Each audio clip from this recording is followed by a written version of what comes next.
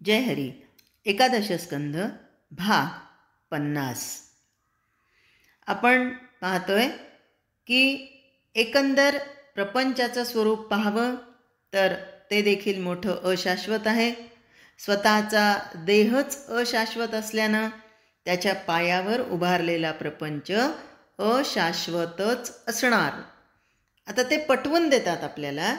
कसं तर मोठ्या कष्टानं पैसे जमवून घर बांधलं तर ते पडून जातं. आपल्या पोटी झालेली मुलं आपल्यासमोर मरून जातात. स्वतःला सुख लागावं म्हणून प्रपंचातली सगळी जमवाजमव करावी तर स्वतःच मरून जातो. सगळं जग हे काळानं ग्रासलेलं आहे. हे अनुभवाला येऊन सुद्धा या अशाश्वत दृश्यानं सगळे लोक फसतात. आता त्याला काय करणार? प्रपंचात सगळे आप्त हे स्वार्थी असतात. स्वार्थ साधेपर्यंत ते आप्त पण आपले राहतात आणि ज्या दिवशी स्वार्थ संपतो तेव्हा आपल्यापासनं दूर जातात. इतकंच नाही तर त्यांच्या स्वार्थाशी विरोध आला की ते आपलेच शत्रू बनतात. आजपर्यंत जे त्यांच्यासाठी केलेलं होतं ते एका क्षणामध्ये संपून जातं आणि ते शत्रू होतात. बरं, यज्ञयागादी करणाऱ्यांची पण हीच गत आहे. आता आजकाल आपण पाहतोय की सगळीकडे कीर्तन सेवा खूप मोठ्या प्रमाणामध्ये होत आहे. स्वतः अनुभव घेतलेला म्हणजे त्या एक जणांची सेवा सुरू होती, तिथे मी श्रवण भक्ती करण्यासाठी म्हणून गेले होते. तिथे आता कीर्तन झालं आणि त्यांनी सन्मानन म्हणून मानधनाचं ते पाकिट दिलं. जे कीर्तनकार होते ते जिथे उभं राहून कीर्तन करत होते तिथून बाजूला होताना त्यांनी ते पाकिट उघडलं, मोजलं आणि म्हणाले, अहो आपली जी बोलणी झाली होती त्या मानाने 500 रुपये तर यामध्ये कमी आहेत. जोपर्यंत तुम्ही 500 रुपये यामध्ये टाकत नाही तोपर्यंत मी ही कीर्तनाची गादी सोडत नाही. म्हणजे बघा, भगवंताचं नाम घेण्यासाठी आता ज्यांचा त्यावरच पूर्ण प्रपंच आधारलेला आहे त्यांच्यासाठी या गोष्टी अतिशय गरजेच्या आहेतच. पण हे केल्यानंतर पुण्य संचय करायचा आहे आणि त्यातही जे मिळेल ते आनंदाने स्वीकारण्याची गत असणं हे गरजेचं आहे. पण आजकाल या कलियुगामध्ये केवळ आणि केवळ माया इतकी प्रचंड प्रमाणात वाढलेली आहे की ती माणसापेक्षाही फक्त आणि फक्त द्रव्याला जास्त महत्त्व देत आहे. यज्ञयाग केल्यानं पुण्य साठतं, पण पुण्यसंचयानं स्वर्गप्राप्ती झाली तरी पुण्यक्षयानंतर पतनाचं भय राहतच ना. शिवाय स्वर्गात देखील स्पर्धा, द्वेष आणि कलह असतो. देहातून तेच सुख पुष्कळ वेळा घेऊन सुद्धा मनाची तृप्ती होत नाही. राजा ययातीची इथे प्रत्येकालाच आठवण येईल. कारण आता ययाती वृद्धत्वाला झुकलेला होता, पण त्याची अभिलाषा अजून कमी झालेली नव्हती. आणि मग त्यांनी काय केलं, भगवंताला प्रसन्न करून घेतलं आणि भगवंत म्हणाले, माग, काय वर मागायचा तो माग. तेव्हा त्यांनी सांगितलं की अजूनही माझी देहसुखाची अभिलाषा तृप्त झालेली नाही.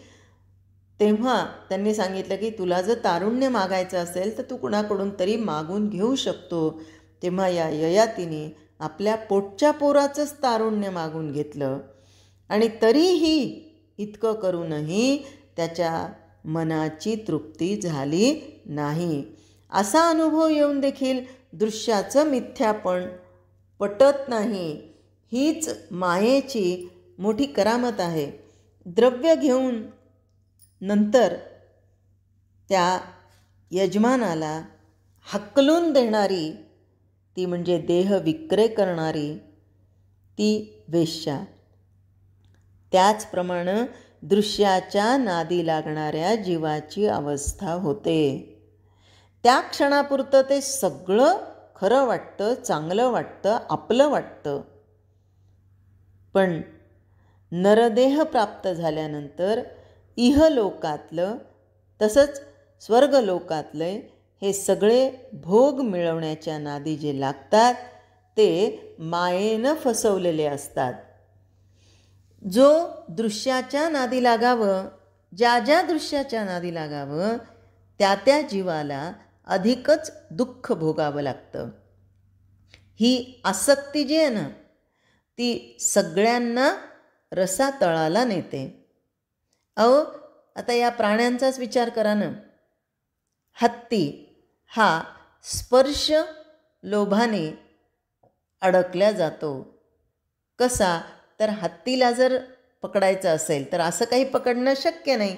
पण ज्या देशामध्ये जास्त प्रमाणात हत्ती आहेत तर त्या हत्तींना पकडण्यासाठी त्यांचा दात विकून त्यातनं पैसे कमवण्यासाठी त्या हत्तीला पकडण्यासाठी लोक काय करतात तर असा खोल खड्डा करतात. त्या खड्ड्याच्या पलीकडे एखादी हत्तीण गवताची वगैरे वगैरे अशी तयार करतात, तिला रंग देतात आणि हा हत्तींचा कळप येणारा जो त्या हत्तीणीशी समागम करण्याच्या हेतूने येतो पळत पळत त्या खड्ड्यामध्ये पडतो आणि मग त्याला लोक पकडतात.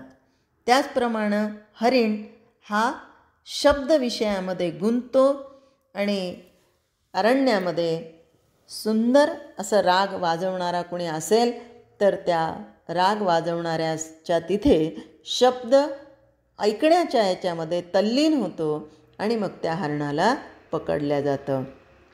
त्यानंतर आसक्ती ही पतंगाला कशाची? तेजाची. म्हणजे दिव्याच्या आसक्तीने तो पतंग दिव्याच्या जवळजवळ जातो आणि थोडा का त्या दिव्याचा स्पर्श झाला. आता हा पतंग म्हणजे किडा, तो जेव्हा त्या दिव्याचा थोडा स्पर्श झाला की तो मृत्युमुखी पडतो. त्याचबरोबर या आसक्तीने म्हणजे खाण्याच्या आसक्तीने, रसनेच्या आसक्तीने हा मासा गळाला लागल्या जातो आणि मरतो. यानंतर भ्रमर हा गंधाच्या आसक्तीने कमळामध्ये अडकून बसतो.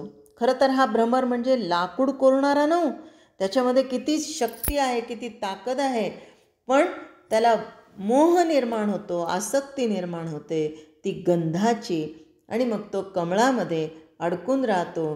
रात्री ते कमळ मिटल्या जातं किंवा त्यातून तो बाहेर निघण्याची इच्छाच निर्माण करत नाही.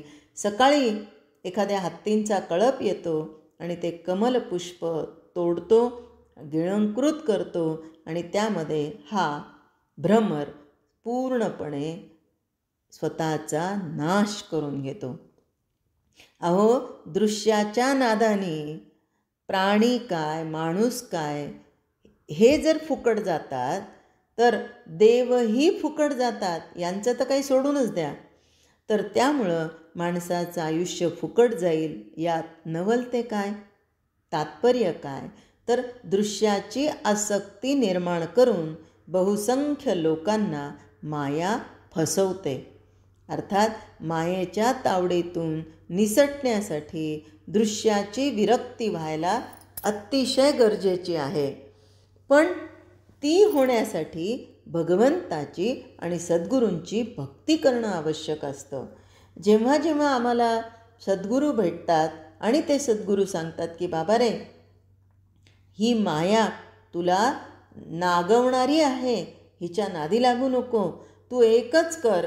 ही माया जेव्हा जेव्हा तुला फसवण्यासाठी येईल तेव्हा तेव्हा तू मायातीत असणारा जो भगवंत आहे, ज्याच्या अधीन माया आहे, त्याचं नाम सातत्याने घेत राहा.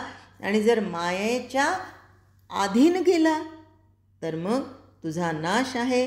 पण माया ज्याच्या अधीन आहे त्याचं जर तू सातत्याने नामस्मरण केलं तर ती माया तुझ्यापर्यंत येऊ शकत नाही, कारण ती तिच्या स्वामीला घाबरते आणि मग तुझा नाश करू शकत नाही. आणि म्हणून भगवंतापासून दूर करणारी आणि जगात सत्ता गाजवणारी शक्ती म्हणजेच माया आहे. जीवाच्या भोवती पसरलेलं जे मायाजाळ आहे इतकं गुंतागुंतीचं आहे की सामान्य जीव स्वप्रयत्नानं ते तोडून बाहेर पडू शकत नाही. आणि भगवंताची माया भगवंता इतकीच प्रबल असल्यानं तिला ताब्यात आणण्यासाठी भगवंतालाच घट्ट धरणं आवश्यक आहे. भगवंताला घट्ट धरणं याचंच नाव भक्ती. भगवंताच्या ठिकाणी जीवाची अत्यंत प्रीती याचंच नाव भक्ती. भगवंतावर अशी प्रीती केल्यानं जीव त्याच्याशी तादात्म्य पावतो. म्हणून साधू संतांनी भक्तीचं सामर्थ्य वर्णन केलेलं आहे. जय हरी.